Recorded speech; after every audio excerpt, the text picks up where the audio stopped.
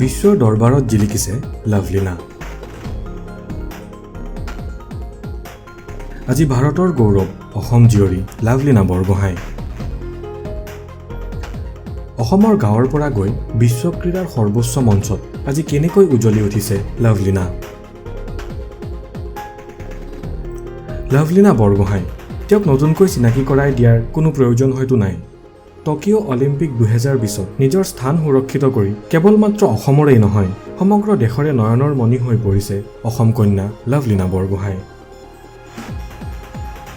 গোলাঘাট জিলাৰ বৰপথাৰৰ কন্যা লাভলীনাই কেনেকৈ পালেগৈ টকিঅ' অলিম্পিক। আজিৰ ভিডিঅ'ত জানো আহক লাভলীনা বৰগোহাঁইৰ যাত্ৰাৰ সবিশেষ।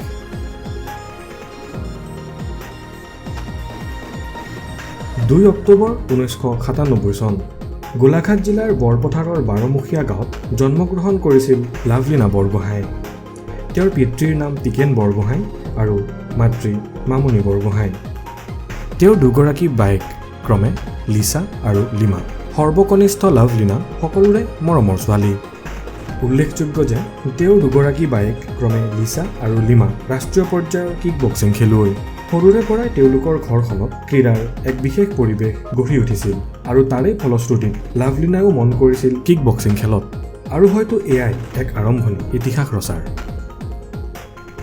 পৰৱৰ্তী সময়ত লাভলীনাৰ জীৱনলৈ আহিছিল এক সোণালী সুযোগ।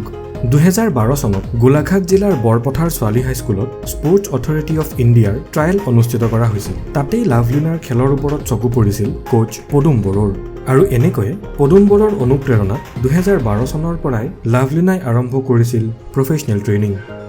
তাৰ পাছত সন্ধ্যা গুৰুং তেওঁৰ কোচ হয়। এয়া আছিল লাভলীনা বৰগোহাঁইৰ ক্ৰীড়া জীৱনৰ আৰম্ভণি। 23 বছৰীয়া লাভলীনাই নিজৰ খেলৰ চমকেৰেই এতিয়া জগত জিনিছে। এতিয়া আহোঁ তেওঁৰ জীৱনত এমেচাৰ বক্সিং কেৰিয়াৰৰ বিতং কথালৈ। লাভলীনা বৰগোহাঁইয়ে তেওঁৰ বক্সিং কেৰিয়াৰৰ যাত্ৰা আৰম্ভ কৰিছিল 2018 কমনৱেলথ গেমছৰ জৰিয়তে। কিন্তু ইয়াৰ মাজতো আছে এক আমোদজনক কাহিনী। লাভলীনাই প্ৰশিক্ষণৰ সূত্ৰে বাহৰ পাতিছিল নতুন দিল্লীত। তেতিয়ালৈ তেওঁ কমনৱেলথ গেমছত তেওঁৰ বাছনিৰ কথা গমেই পোৱা নাছিল।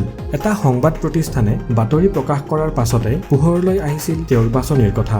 দৰাচলতে লাভলীনাই কমনৱেলথ গেমছ 2018ৰ অফিচিয়েল ইণ্টিমেশ্যন কিছু পলমকৈহে পাইছিল। উক্ত খেলত ইউকেৰ চেণ্ডি ৰিয়ানৰ হাতত কোৱাৰ্টাৰ ফাইনেলত পৰাজিত হয় লাভলীনা।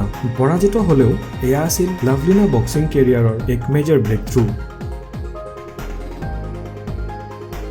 কমনৱেলথ গেমছ 2018ৰ বাছনিয়ে লাভলীনালৈ কঢ়িয়াই আনিছিল আন এক সুযোগ।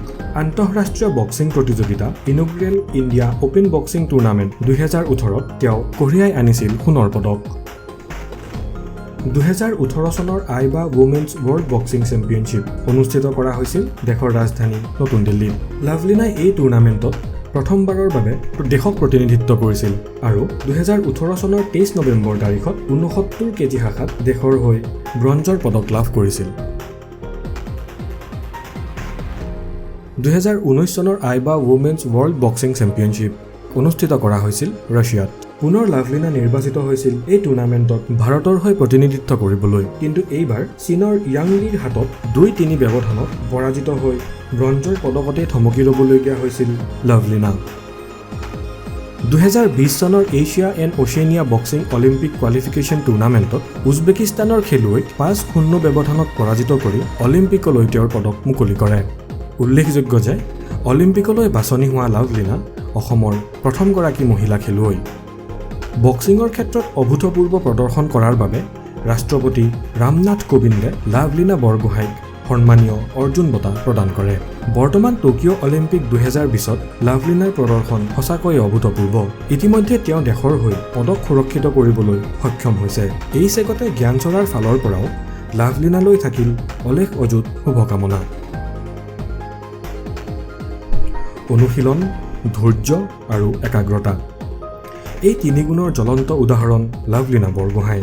অসমত ক্ৰীড়াৰ ক্ষেত্ৰত এক নতুন যুগৰ সূচনা হওক আৰু পাতনি মেলক এক নতুন অধ্যায়ৰ। আধুনিক আৰু উন্নত ব্যৱস্থাপনাৰ জৰিয়তে লাভৱান হওক দেশৰ প্ৰতিগৰাকী উদীয়মান খেলুৱৈ।